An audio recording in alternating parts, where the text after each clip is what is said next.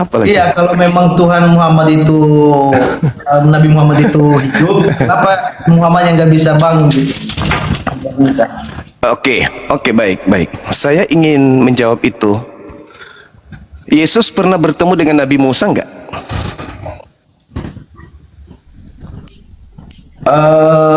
Pernah. Satu zaman enggak? Kok bisa bertemu Nabi Musa? Bukankah Nabi Musa sudah dikuburkan? Ulangan 34, Nabi Musa dikuburkan. Kok bisa ketemu dengan Yesus? Pernah Nabi Musa keluar dari kubur? Enggak perlu keluar dari kubur. Mereka itu hidup. Nabi Musa itu hidup.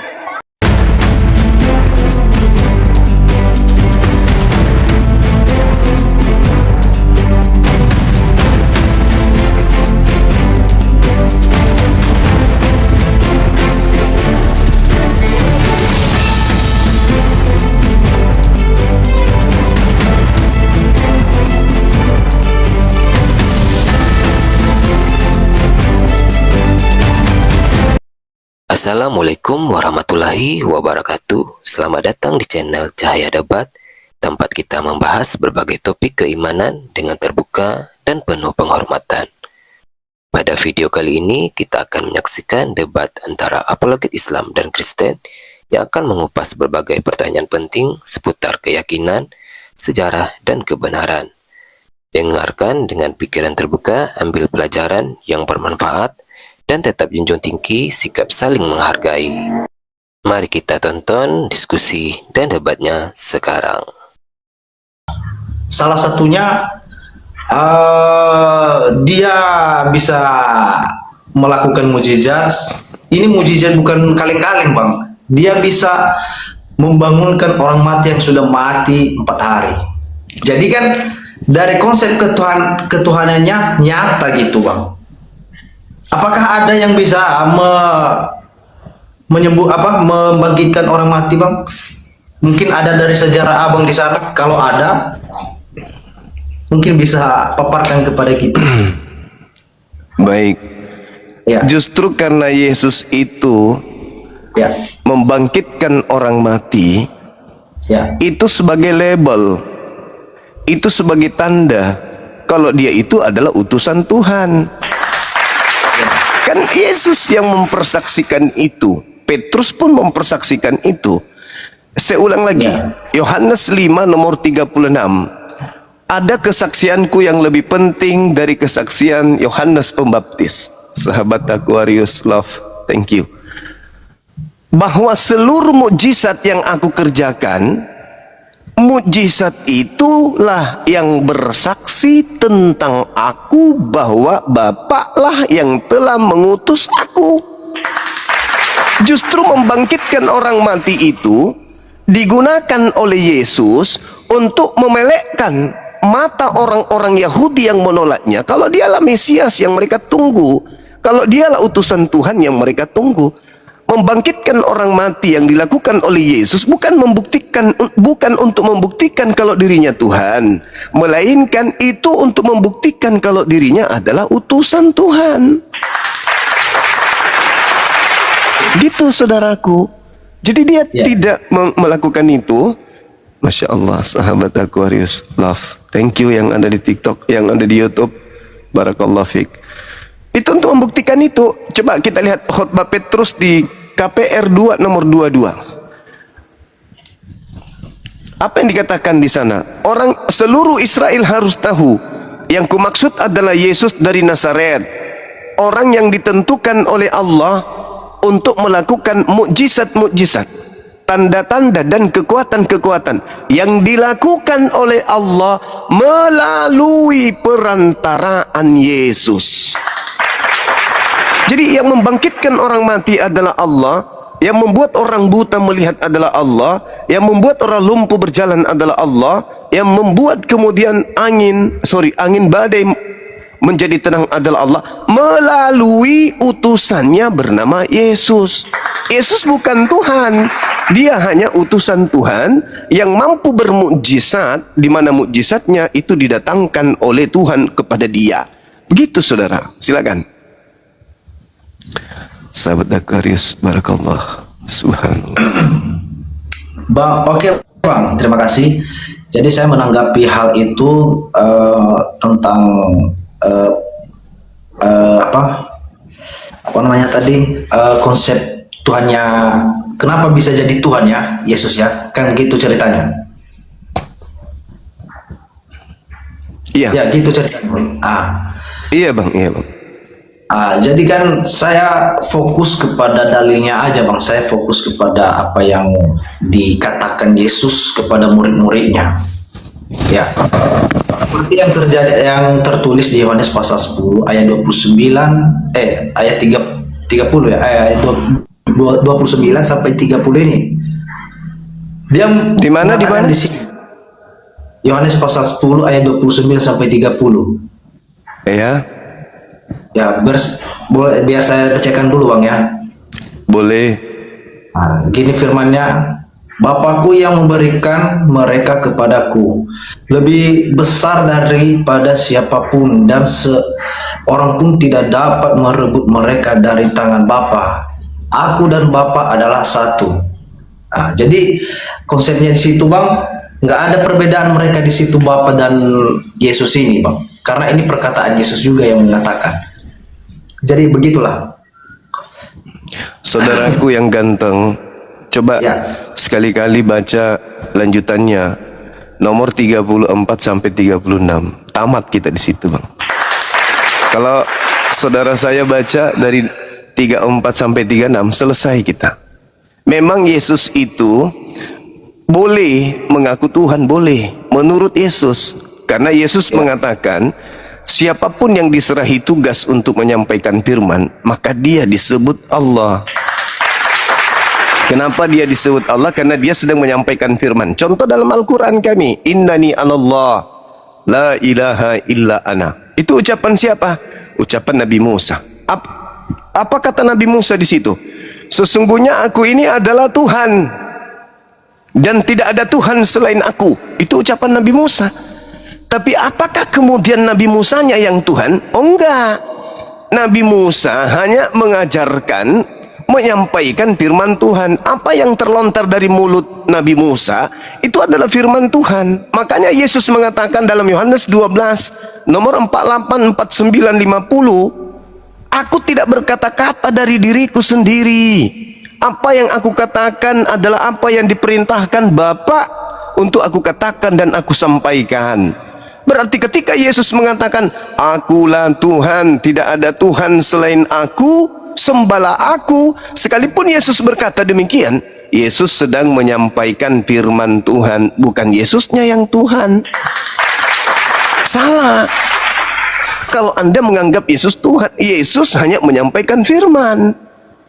Coba dibaca lagi di dalam Yohanes 3 nomor 34. Ini pengakuan Yesus. Valid, sahih ucapan Yesus itu. Siapapun yang diserahi tugas untuk menyampaikan firman, maka roh Tuhan tidak terhingga terhadapnya.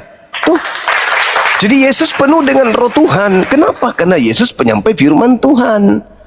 Siapapun yang diserahi tugas, Nabi Musa penuh dengan roh Tuhan. Kenapa? Karena dia menyampaikan firman Tuhan. Siapapun itu. Kesalahan Kristen, karena Kristen masuk ke dalam lingkaran orang-orang Farisi, di mana orang Farisi, Yesus itu memang Tuhan bagi mereka. Kenapa Yesus Tuhan bagi mereka?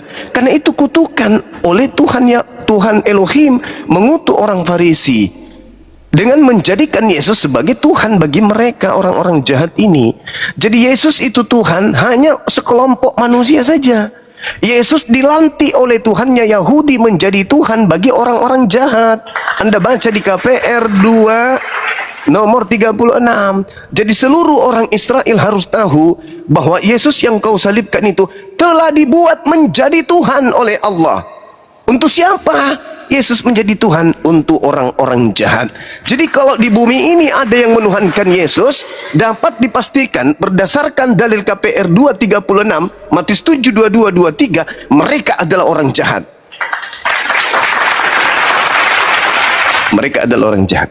Jadi yang menuhankan Yesus masuk dalam kategori orang-orang jahat. Lihat di dalam Matius 12 nomor 38-40, kata Yesus apa? Angkatan jahat ini minta satu tanda, dan tidak akan diberikan tanda kepada orang jahat selain tanda Yunus, sebab Yunus 3 hari 3 malam dalam perut ikan, demikian juga anak manusia berada dalam perut bumi selama 3 hari 3 malam. Ini tanda untuk siapa? Untuk orang jahat.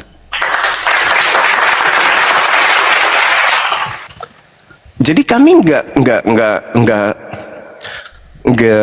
heran kalau ada saudara kami Kristen yang menuhankan Yesus, karena Yesus memang Tuhan bagi orang-orang jahat, sebagaimana Al-Quran menerangkan surah Al-A'raf ayat 27 dan ayat 30. Jadi Yesus Tuhan bagi orang jahat. Baca KPR 2 nomor 36 sampai 40. Wah, itu keren tuh. Gimana bang? Gimana? KPR 236 sampai nomor 40.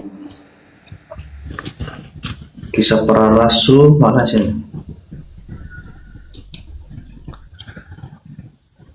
Oke lah, nantilah saya lihat. Oke. Ya. Oke bang, oke saya sudah paham, dan itu pun tidak akan goyah juga iman saya setelah abang mengatakan seperti itu. Dan itu pun seharusnya kita harus sebagai orang Kristen juga saya harus memang belajar, bukan dalam arti saya kendor iman saya dengan perkataan abang ini.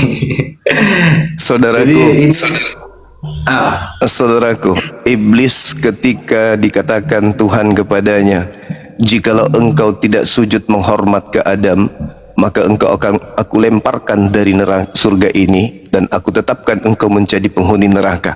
Apakah iblis imannya goyah? Tidak.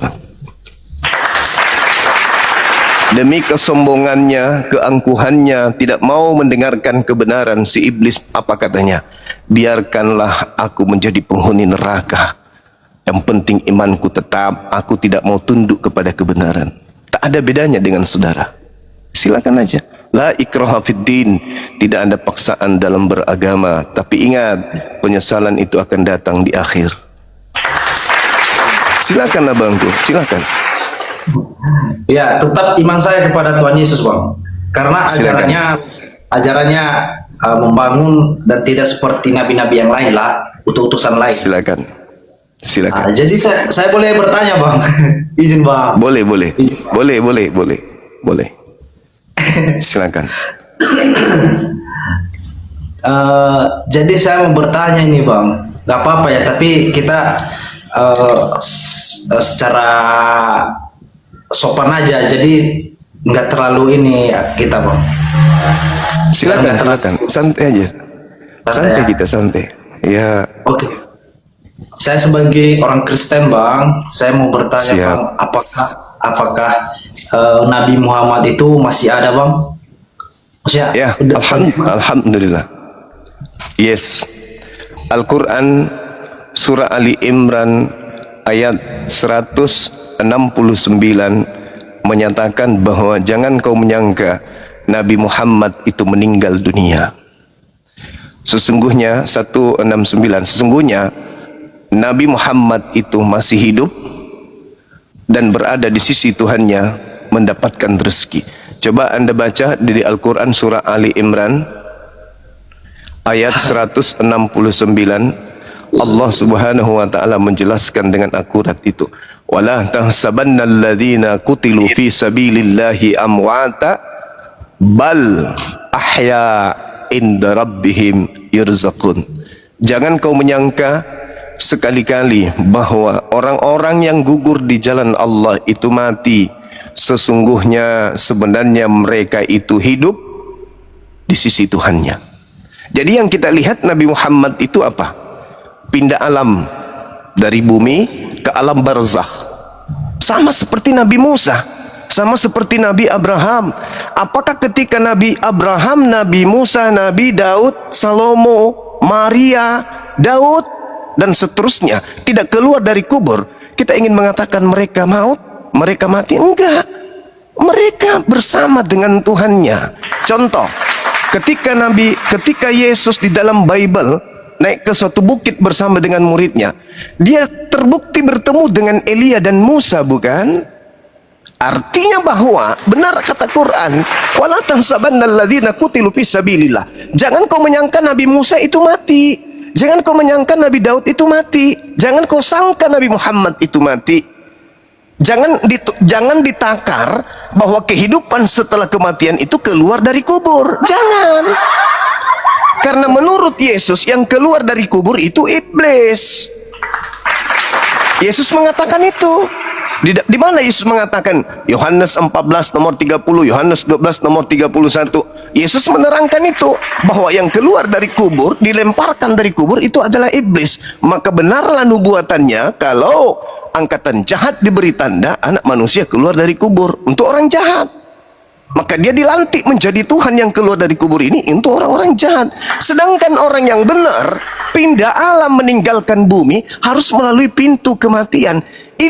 Kecuali Nabi Isa alaihissalam. Kenapa dia tidak melalui pintu kematian, pintu kubur Nabi Isa? Disebabkan Nabi Isa akan turun kedua kalinya menjadi saksi terhadap terdakwa. Siapa terdakwa? Mereka yang melantik Nabi Isa sebagai Tuhan selain daripada Allah. Pada hari terakhir nanti banyak orang yang memanggil aku Tuhan. Pada saat itulah juga aku akan berkata, kalian semua adalah pembuat kejahatan. Siapa yang memanggil Yesus Tuhan? Bernubuat mengusir setan? Kan saudara dan teman-teman Kristen saya yang lain. Kalianlah yang diusir. Sedangkan orang meninggalkan alam ini itu bukan mati, cuman pindah alam doang. Sama seperti siapa? Teman-teman kita yang meninggal dunia. Ya, bukan mati dia itu. Mereka cuman pindah alam. Hanya dalam pandangan kita manusia fana yang hidup di alam biologis ini, melihat mereka meninggal dunia. Artinya meninggal dunia itu apa sih? Meninggal dunia artinya meninggalkan dunia menuju kepada kehidupan fase berikutnya. Kita nggak ada kematian. Begitu manusia dicipta, hidup kekal sampai selama-lamanya. Hanya pindah alam. Dari dunia, alam bumi, alam dunia pindah ke alam barza. Alam barza pindah ke alam masar. Alam masar pindah ke alam terakhir. Jannah atau nar, surga atau neraka. Itu yang terakhir. Begitu saudaraku. Silakan. Oke, Bang. Siap. Saya mengerti dan saya paham. Dan saya agak banyak sedikit bertambah ilmu lah tentang agama Islam. Ya. Jadi saya mau bertanya lagi, Bang. Satu lagi, Boleh. Bang. Izin, Bang. Boleh. Izin, Silakan. Bang. Silakan saudaraku. Ya. Saya mau bertanya, kalau memang Tuhannya Nabi Muhammad itu hidup, kenapa dia nggak bisa membangkitkan Nabi Muhammad itu secara utuh seperti Yesus utuh dia bangkit dan tidak banyak saksi mata lah yang melihat bahwa dia masih ada wujudnya gitu. Jadi kenapa Nabi Muhammad sebagai utusan juga, tadi kan pandangan abang itu, sekarang kita beralih lagi. Jadi kenapa Tuhannya Muhammad itu tidak bisa menghidupkan kembali Nabi Muhammad tersebut? Mohon maaf. Iya, gitu, baik. Kira-kira. Oke, baik. Jadi gini, Nabi Muhammad dan Nabi Isa alaihissalam dalam pandangan umat Islam. Nabi Muhammad diutus, Nabi Isa diutus. Nabi Muhammad tidak diangkat ke langit sebagaimana Nabi Isa diangkat ke langit.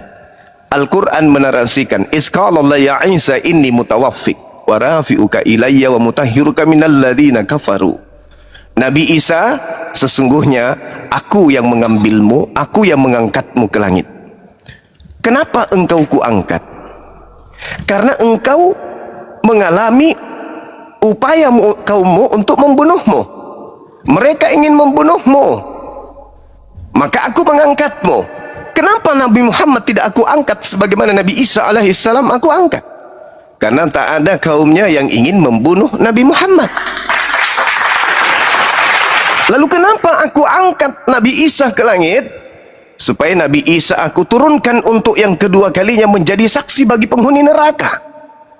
Wa izqalallah ya Isa anta qulta linnas, nanti di hari penghakiman di hadapan manusia seluruhnya, aku akan menanyai Nabi Isa, hei Nabi Isa, apakah engkau yang mengajarkan Kristen menuhankan dirimu selain daripada aku? Apa kata Nabi Isa? Qala subhanaka ma yakunu li an aqula ma laysa li bihaqq. Maha suci engkau ya Allah, aku tidak pernah mengajarkan orang Kristen untuk menuhankan diriku selain daripada engkau. Enggak pernah. Yohanes 12 nomor 49 nomor 50. Aku tidak berkata-kata dari diriku sendiri.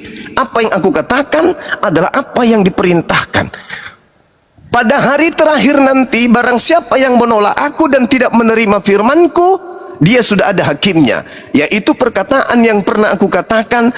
Perkataan itulah kelak yang akan menjadi hakimnya di akhir zaman. Apa perkataanku ketika aku datang di bumi? Sembahlah Allah, Tuhanku dan Tuhanmu. Itu yang Yesus ajarkan, bukan?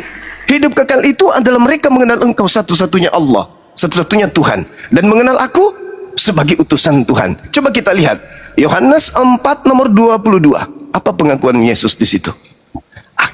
Aku Yesus dan murid-muridku menyembah apa yang kami kenal. Ma qultu lahum illa ma amartani bi ani ubudullah rabbi wa rabbakum. Aku hanya mengajarkan kepada mereka, aku dan muridku menyembah kepada Allah yang kami kenal. Jadi Nabi Isa alaihissalam diangkat terangkat ke langit. Untuk apa? Untuk turun menjadi hakim bagi kalian. Kalau Nabi Muhammad juga dikeluarkan dari kubur sesuai dengan keinginan saudara, maka Kristen itu akan berubah menjadi Krislam. Kenapa berubah menjadi Krislam? Karena Kristen berubah dari menyembah Yesus yang keluar dari kubur menuju menyembah kepada Nabi Muhammad yang keluar dari kubur. Dan orang Kristen itu suka kali menyembah makhluk yang keluar dari kubur. Bahaya ini. Kalau di Indonesia hari ini ada orang mati dan keluar dari kubur pada hari ketiga, curiga gereja tutup, berubah menjadi Krisdon. Apa Krisdon? Kristen Indonesia. Kenapa bisa? Karena Tuhannya berubah menjadi orang Indonesia, karena Tuhannya di tahun 2026 keluar lagi dari kubur.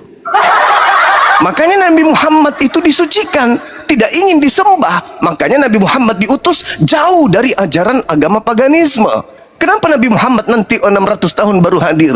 Karena ditakutkan para penyembah-penyembah dewa yang tadinya kehilangan dewa menyembah kepada yang namanya Yesus. Jangan-jangan nanti ketika Nabi Muhammad datang di dekat-dekat mereka, masa mereka, Nabi Muhammad pun jadikan Tuhan.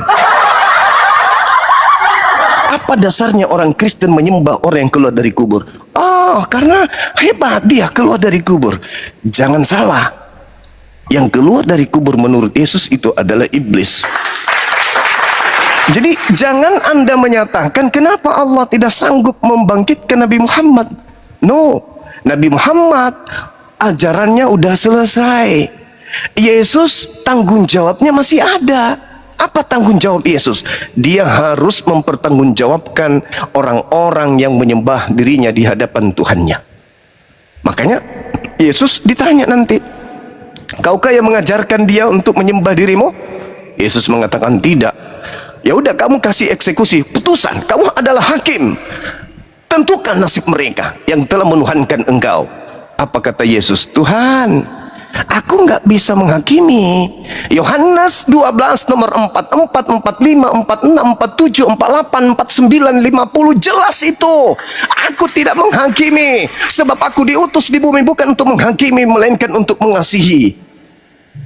Ketika ada orang yang menolak perkataanku dan tidak menerima ajaranku, maka dia sudah ada hakimnya. Mana hakimnya? Baca Yohanes 12 nomor 48. Hakimnya adalah titik 2. Semua perkataan yang pernah aku katakan ketika aku di tengah-tengah mereka, perkataan itulah kelak yang akan menjadi hakimnya di akhir zaman. Itu dalil, Bung. Itu dalil. Jadi Yesus itu bukan hakim. Yang hakim itu adalah perkataan Yesus yang pernah Yesus katakan di tengah-tengah kaumnya. Ma qultu lahum illa ma amartani bi. Qala subhanaka ma yakunu li an aqula ma laysa li bihaqq. Ucapan Yesuslah yang kelak akan menjadi hakim, bukan Yesusnya. Jadi apa yang pernah Yesus ajarkan di tengah-tengah kaumnya, ucapan itulah yang akan menjadi hakim. Pertanyaannya, Yesus turun ke bumi untuk kedua kalinya. Bang Suma dipanggil. Suma, kadia kesini. Duduk, sit down please. Tatap mata saya, kata Yesus. Ya Kanda. Yesus, ada apa Kanda? Kau kenapa enggak menuhankan saya? Sementara saudara Nitos menyembah saya tiap minggu. Saya balik nanya, maaf Kanda, apakah Kanda pernah mengajarkan untuk menyembah diri Kanda? Atau Kanda memerintahkan orang-orang menyembah kepada hakikat yang maha besar dan maha dahsyat? Iya juga sih. Apakah Kanda pernah mengajarkan untuk ibadah minggu? Enggak. Apakah Kanda pernah mengajarkan untuk beribadah menyembah Kanda? Enggak juga. Pernah mengajarkan agar orang-orang makan babi? Enggak. Agar orang tidak bersunat? Enggak juga. Loh, apa yang salah dengan saya? Oh, enggak ada yang salah kalau begitu. Lolos Bang Suma. Saudara yang dipanggil, giliran ente, saudara Netus, duduk, sit down please. Silakan duduk, aku mau tanya, aku ini hakim sekarang. Iya Paman, kau menuhankan saya, perintah siapa? Apa kata saudara Netus saat itu? Ente leheng-leheng ente. Aku nggak berdaya Bang. Jawaban Anda apa kira-kira? Ketika Yesus bertanya kepada saudara, siapa yang mengajarkan ente menuhankan aku, padahal aku mengatakan hidup kekal itu adalah mengenalku sebagai utusan? Siapa yang mengajar ente aku ini pengutus, aku ini Tuhan? Jawaban saudara apa kira-kira? Ya, kalau ditanya kayak gitu nantinya di akhirat, ya saya jawab karena Tuhan Yesus itu nyata gitu, nyata sebagai Tuhan. Kita berdakwah kepadanya seperti umat Muslim juga berdakwah juga kepada Muhammad. Padahal Muhammadnya masih tulang belulang di kuburan. Dan abang tadi mengatakan bahwa Nabi Muhammad itu dipindah alamkan. Enggak, saya enggak konsep kayak gitu Bang. Tetapi saya membuktikan, saya pengen bukti dari Tuhannya Nabi Muhammad itu nyata atau enggak. Kenapa Tuhannya Nabi Muhammad itu tidak bisa membangkitkan dia sampai sekarang? Nah, itu pun dari dalilnya itu Bang, yang saya dengar bahwa mohon maaf ya, Nabi Muhammad itu dia diracun, jadi nggak ada imannya kalau kita ini kalau bicara gitu, kayak nggak ada iman, kok nggak ada pendirian gitu, itu aja gitu. Baik. Kalau Anda baca iman saya tadi. Enggak, kalau abang nanya, Anda baca Yohanes 19:30, Yesus itu mati diracun, bukan mati disalib. Yesus itu nggak ada bang. Anda baca sekarang, saya ingin dengar Yohanes 19 nomor 29 nomor 30, silakan. Yohanes 19. Yesus itu nggak mati disalib, Yesus itu mati diracun. Yohanes 19 ayat 29:30. 29:30. Yes. Di situ ada suatu bekas penuh anggur asam, maka mereka mencucurkan bunga karang yang telah dicelupkan dalam anggur asam pada sebatang hisop, lalu menunjukkannya ke mulut Yesus. Sesudah Yesus meminum anggur asam itu, berkatalah ia, sudah selesai. Lalu ia menundukkan kepalanya dan menyerahkan nyawanya. Mati setelah dia dicucukkan anggur asam, betul? Mati enggak? Biar saya cari tahu dulu bang. Saudaraku, di data nomor 28-nya Yesus itu berteriak apa? Haus. Dikasih anggur mati dia. Sudah selesai lalu ia menundukkan kepalanya dan menyerahkan nyawanya. Mati. Belum saya baca bang. Sesudah itu Mati Yesus, dia. Mati dia. Kalau Anda baca di terjemahan lamanya, apa katanya? Lalu Yesus meminumnya, lalu sudah selesai, maka matilah dia. Itu di terjemahan lama. Dirubah lagi tuh sama perjanjian oleh terjemahan baru. Jadi Yesus itu tidak mati di salib. Saudaraku yang ganteng, orang di salib itu matinya itu minimal 5 hari baru mati. Itu pun digantung selama 5 hari minimal. Kaki kiri kanan udah dipatahkan tulang-tulangnya. Ini Yesus nggak diapa-apain. Belum juga 3 jam mati dia. Baru minum anggur sedikit aja mati keracunan. Jadi Yesus itu sesungguhnya, saya nanti akan buka tema, Yesus itu mati di salib atau mati diracun. Akurat Yesus mati diracun, titik. Makanya Al-Quran itu mengatakan apa? Wa ma qatalu wa ma salabu walakin syubbiha lahum. Mereka tidak membunuhnya, meracunnya, dan mereka tidak menyalibkan, menggantungkan. Yesus itu mati diracun, bukan mati di salib. Sedangkan Nabi Muhammad itu fitnahan orientalis barat dalam link Fight Freedom yang saya kejar dari tahun 2008 di Facebook itu dari tadinya, di blogger-blogger itu fitnah Nabi Muhammad mati diracun. Di mana Nabi Muhammad mati diracun? Gak ada. Nabi Muhammad ketika diracun oleh seorang wanita bernama Zainab, istri dari seorang tentara Yahudi kala itu apa tujuan meracunnya? Ditanya, kenapa kau meracunnya? Aku meracuni Nabi Muhammad hanya ingin mengetahui benarkah dia adalah seorang nabi atau nabi palsu.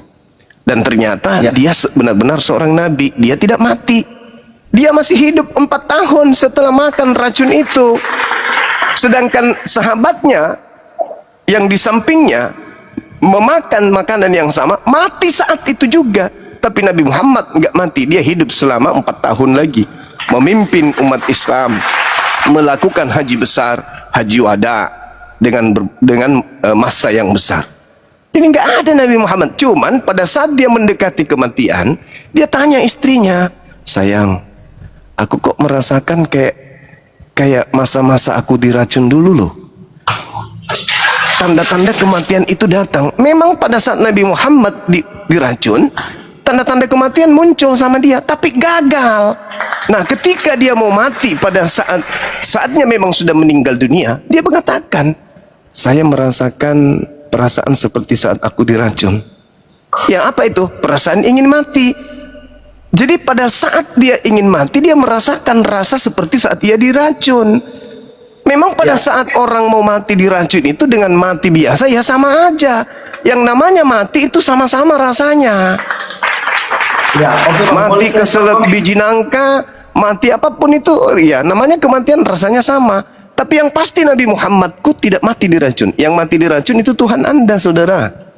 Saya kasih dalil yang tadi, silakan. Boleh, oke, biar saya jawab bang ya. Jadi dari ayat ini bang, setelah Yesus disalibkan, ya, Yesus posisinya disalibkan, iya kan bang ya? Iya, betul. Tapi dia tidak mati di atas itu, cuma nongkrong di atas itu begini, nggak mati-mati. Jangan dulu kita belum ada orang digantung di pohon seketika, kecuali yang digantung leher. Kalau gantung leher, iya, Yesus tidak gantung leher, dia hanya dipahat di tiang, ditempel di tiang. Dengarkan dulu bang, biar saya jelaskan dulu. Dengarkan dulu. Jadi posisinya itu setelah dia disalibkan bang, setelah dia disalibkan itu dan beban yang telah diterimanya memang ada, dipukul lah segala macam, dipaku tangannya, pokoknya banyak lah yang derita yang diterimanya. Oke. Gini. Saya ngerti. Saudaraku, saudaraku, apa yang menyebabkan Yesus bisa mati hanya tempel di pohon? Tangan dipaku. Terus apanya yang bisa membuat dia mati? Oke, biar saya jelaskan. Jantung normal, empedu normal, ginjal normal, kepala normal, leher normal, cuma dipaku di tangan doang. Apa yang membuatnya mati? Apa yang membuatnya mati seketika itu? Dengarkan, Bang. Ya. Dengarkan, Bang. Oke. Jangan dulu. Oke. Jangan dulu. Oke, silakan. Jadi biar saya jelaskan Silakan. dulu, Bang, ya. Dari ayat yang yang di atas tadi, Iya. dia posisinya lagi di salib, ya kan? Iya. Ya udah dia dipukul, udah dibayar lah, dipukul lah, segala macam dipaku lah. Nah, jangan kita mentok di ayat situ saja. Masih ada sambutannya. Lalu yang membuatnya kehilangan nyawa apa?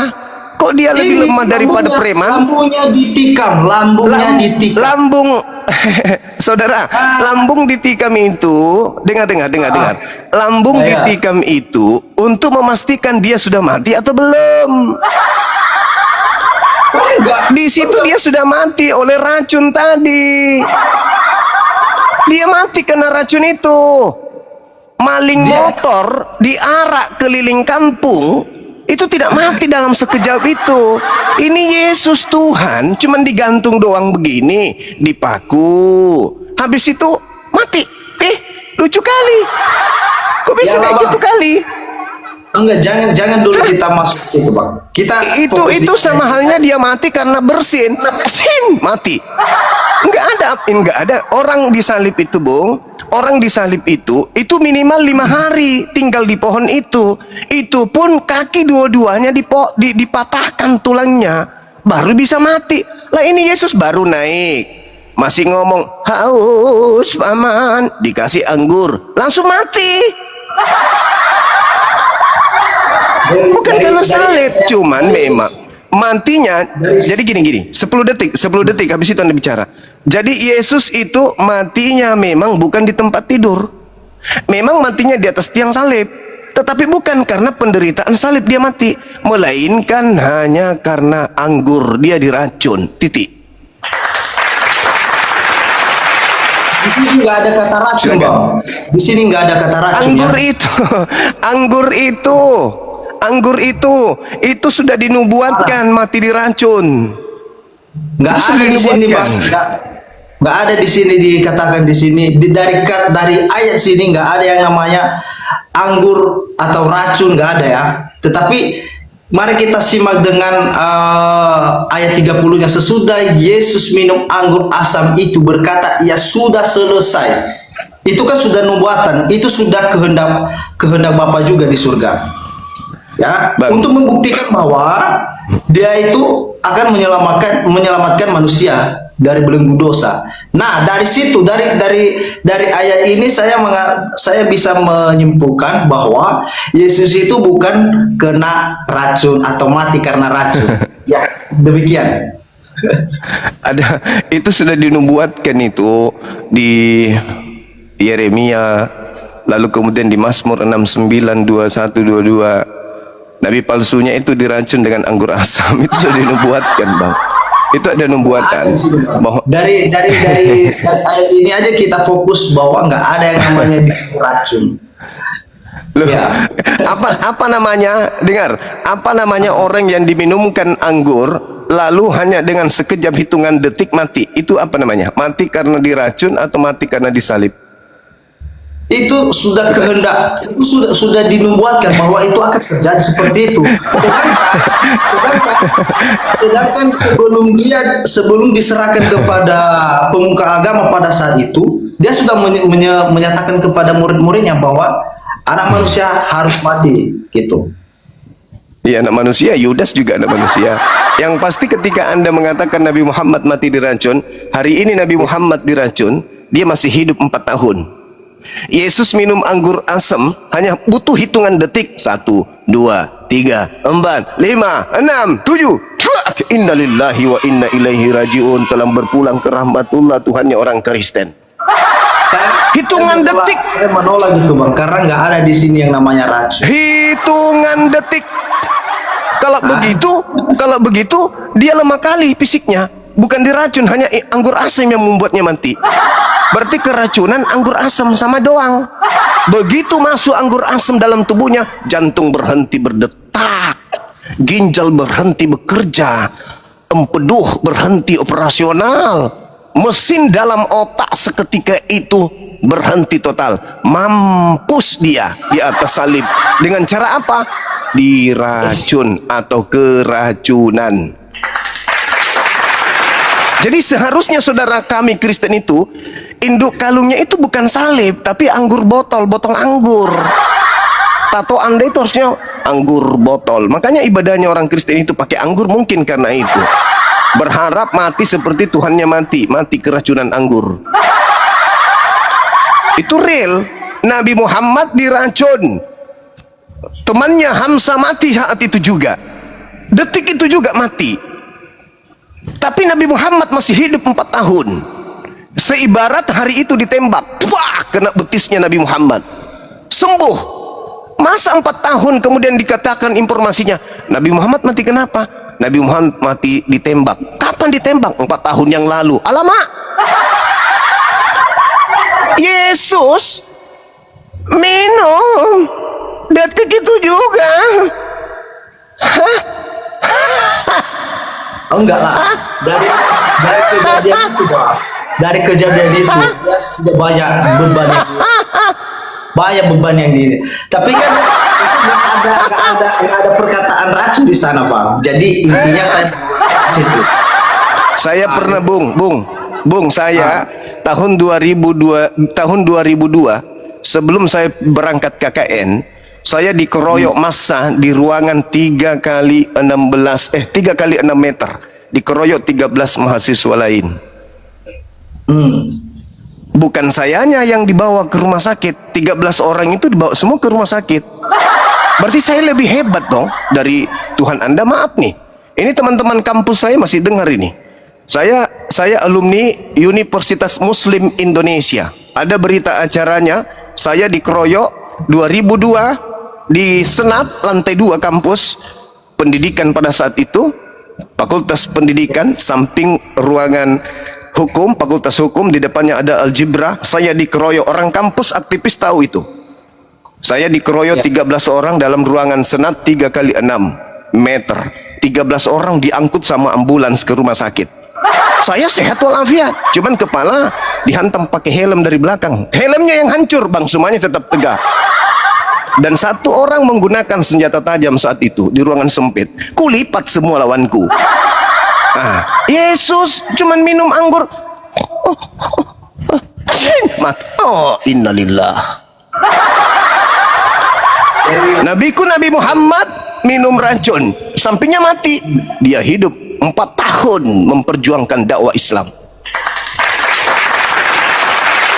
Terus nabiku ketika mati, menjelang kematiannya apa katanya?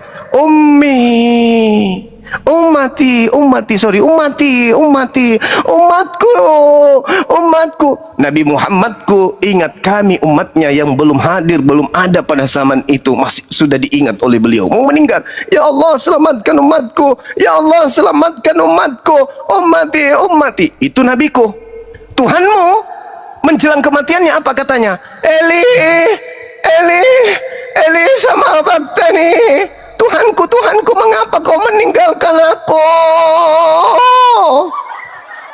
Keren mana Tuhan Anda dengan nabiku?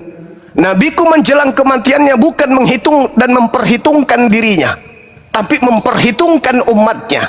Tuhanku selamatkan umatku, Tuhanku selamatkan umatku. Itu nabiku. Tuhan lo, Eli lama sahabatani, Eli Tuhanku,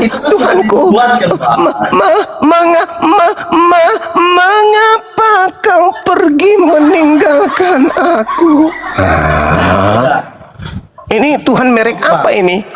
Jadi Bang, dari pernyataan Abang tadi, dari pertanyaan Abang, dan itu memang saya sudah mengatakan bahwa itu saya menolak keras karena nggak ada di situ yang namanya kena. Sudah. Oke. Sekarang Subhanallah. pertanyaan tadi masih belum dijawab Bang. Apa itu? Apalagi? Iya, kalau memang Tuhan Muhammad itu Nabi Muhammad itu hidup, kenapa Muhammad yang nggak bisa bangun gitu? Oke, baik. Saya ingin menjawab itu. Yesus pernah bertemu dengan Nabi Musa enggak?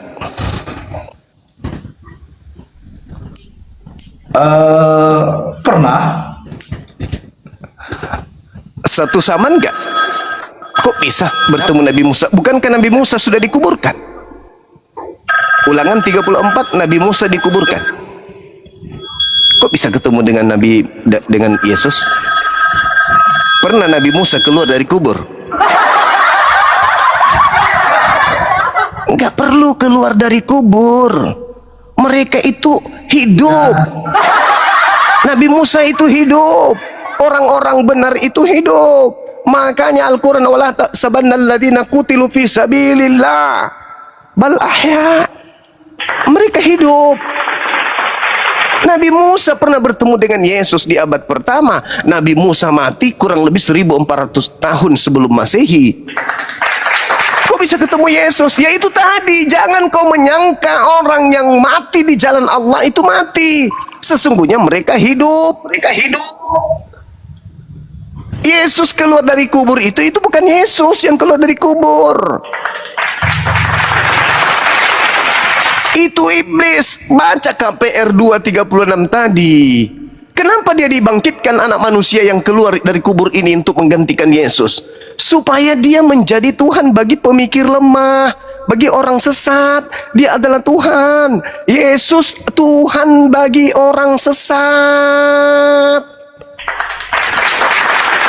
Dalilnya mana Bang Suma? KPR 2 nomor 36, Matius 12 nomor 3840.